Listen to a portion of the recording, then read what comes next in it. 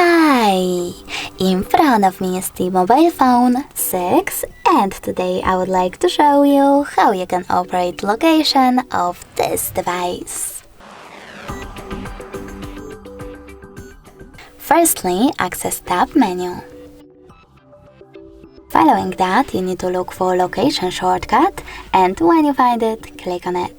If you can't find it over here, you need to click on this pen icon at the bottom left corner of your tab menu.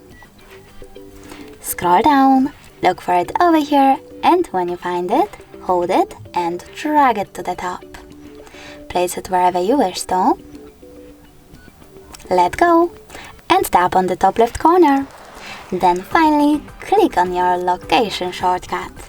As you can see after that, when I click on close in this pop-up, location of my device is off, but you can always turn it back on by clicking on the same icon.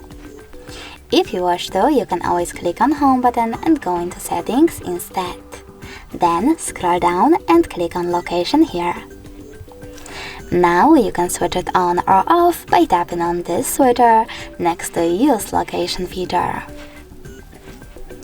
Thanks so much for watching. If you enjoyed this video, smash that like button, comment and definitely subscribe. Bye!